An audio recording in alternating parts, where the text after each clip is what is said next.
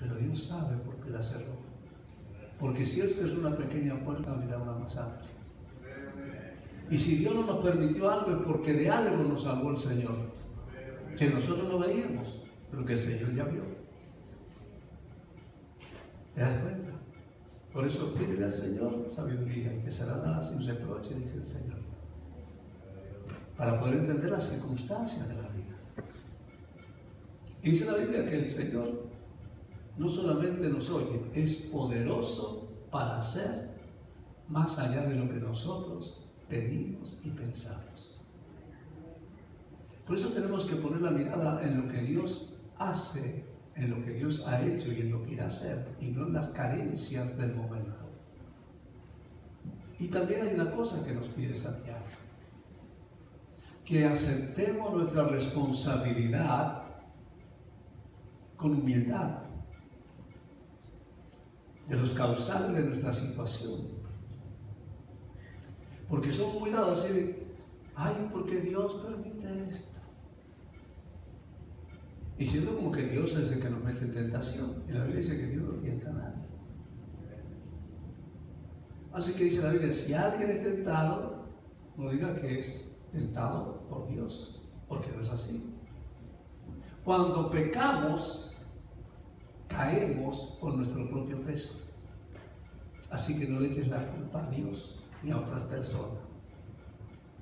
Es fundamental que nosotros como hijos de Dios reconozcamos nuestros errores, nuestros pecados, y que los confesemos valientemente para salir del lodo cenagoso donde nos metemos. La palabra de Dios es usada como el instrumento que Dios usa para que conozcamos el nuevo nacimiento. Porque es a través de la palabra que entendemos y comprendemos nuestra condición de pecadores y de la necesidad de Dios. Pero también es la guía para nuestra vida.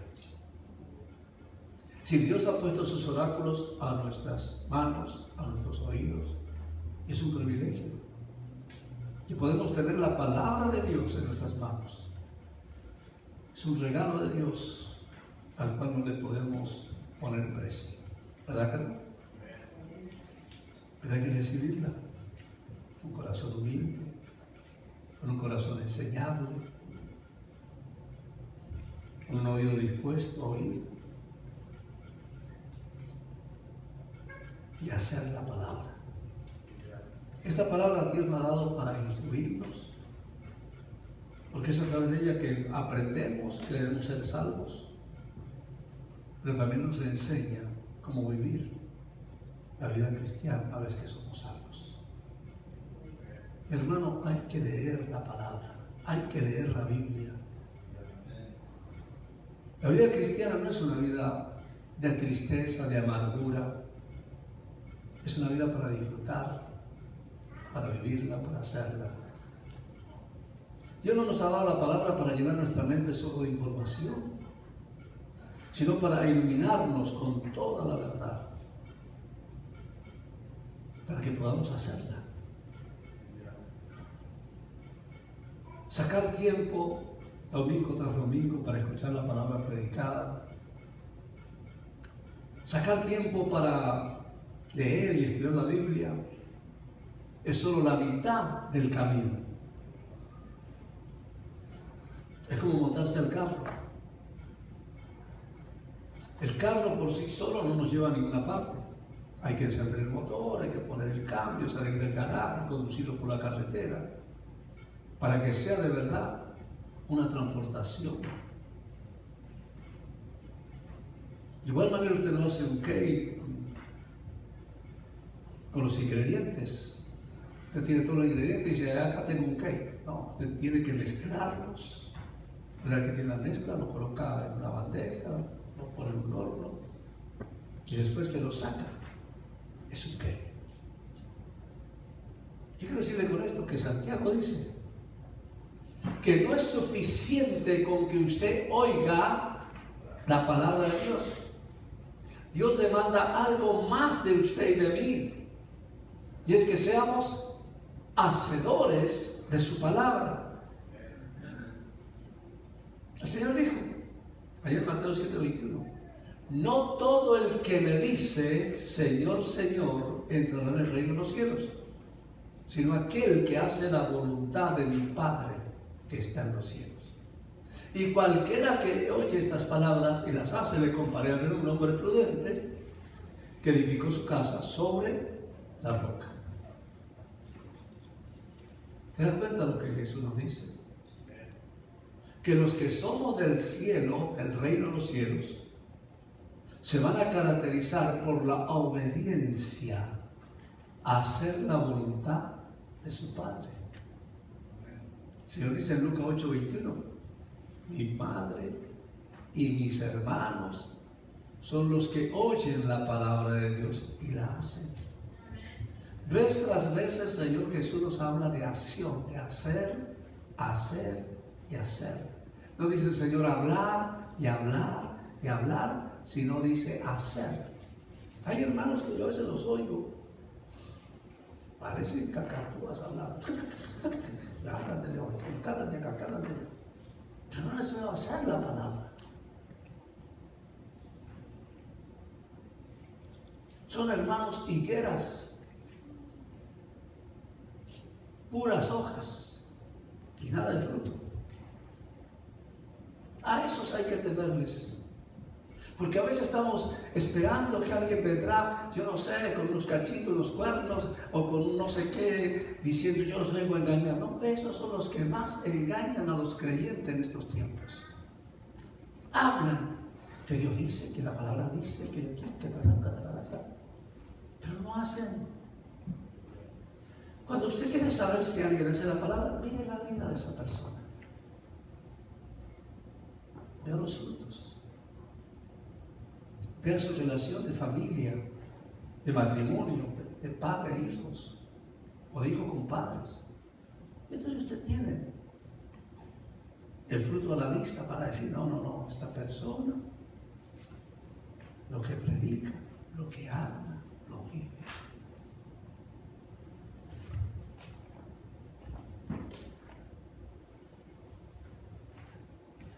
Nos dejamos impactar, impresionar por la verbología del día de hoy que hay. Y hay gente que estudia cómo hablar, cómo vender un producto, así que le venden los productos y le venden la Biblia como quisieran, pero no están guiados, dirigidos por el Espíritu Santo.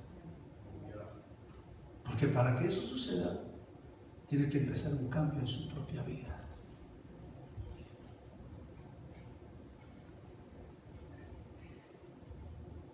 Cuando usted ve un hogar destruido, una familia disoluta, cuando usted ve todo eso alrededor de esa persona, dice, bueno, ¿qué pasó contigo? ¿No funcionó el Evangelio para ti? ¿Qué pasó con la palabra? ¿No se está viviendo como se debe? Por eso de nada sirve, hermanos, oír, hablar, sin hacerlo. Compromiso. Porque cuando uno oye, hace, se compromete con Dios. ¿Y cómo se compromete con Dios? A través de su iglesia, donde usted se congrega. Ahí donde usted quiere desarrollar sus talentos, sus dones. Donde usted quiere servir, donde usted tiene el privilegio, donde usted tiene sus prioridades. Amén. El Señor dijo, mi madre y mis hermanos son los que vienen la palabra de Dios, la hacen. Pablo dijo en Romano, porque no son los oidores de la ley los justos ante Dios, sino los hacedores de la ley los que serán justificados. Yo le pregunto, ¿qué hace usted, mi hermano, mi hermana, con la palabra que se le predica cada domingo? Cada miércoles, cada viernes. Dios quiere que te esfuerce y la pongas por obra. Que demuestre lo que has aprendido, lo que has oído. ¿Cómo usted sabe que sus hijos progresan en la escuela? Ellos pueden ir a la escuela todos los días. ¿Cómo usted sabe que sus hijos progresan en la escuela? En el colegio, en la universidad. ¿Cómo? Me imagino que por los resultados, las notas, el conocimiento. Porque cuando uno aprende algo quiere compartirlo. Usted le pregunta cuánto es 4 por 4 y le dice 16 inmediatamente. ¿Verdad? Entonces dice, no, sí, está yendo, está aprendiendo. Entonces usted le pregunta cuánto es 4 por 4, digo que es la maquinita. O sea, tiene que haber una evidencia de lo que usted aprende. Tiene que haber resultados en su vida, en la vida de su familia, de sus hijos, de sus padres. Tiene que haber un cambio.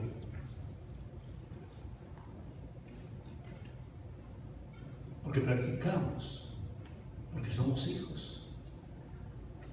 El Señor no dice que seamos cristianos meramente caminando con una Biblia bajo el brazo. El Señor quiere que caminemos como luz y sal de este mundo, alumbrando, produciendo sed de Él.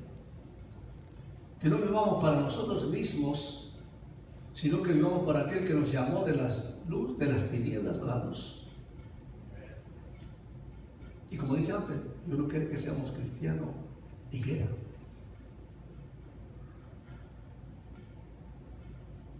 Una hoja y nada de fruto. ¿Está entendiendo? Qué bueno.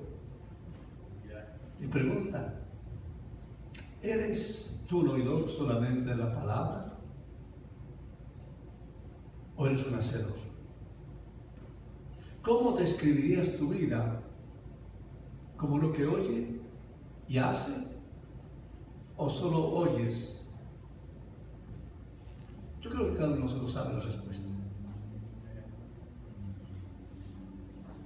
Mis hermanos, Dios nos ha llamado a establecernos en una familia, en una iglesia, a tener un solo ánimo, no andar de un lado para el otro, como onda del mar.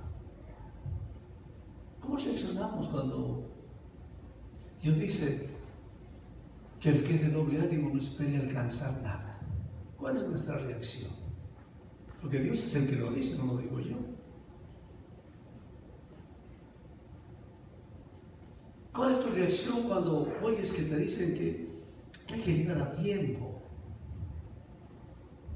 ¿Cuál es tu reacción cuando te dice Dios que te dice desde el púlpito, mira hermano, Dios dice que ama al dador alegre? Dios dice que bendice y abrirá la ventana de los cielos al que trae los diezmos y las ofrendas al alfolí. ¿Cómo reaccionas tú?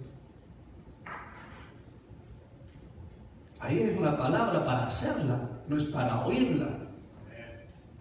Porque Dios usa las ofrendas y los diezmos para mantener, sostener su iglesia. No es el gobierno el que lo hace.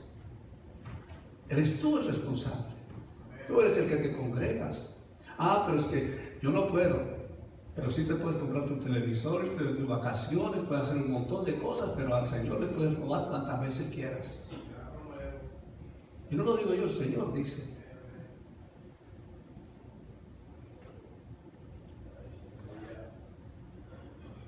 Dios quiere que seamos responsables de toda la palabra que recibimos.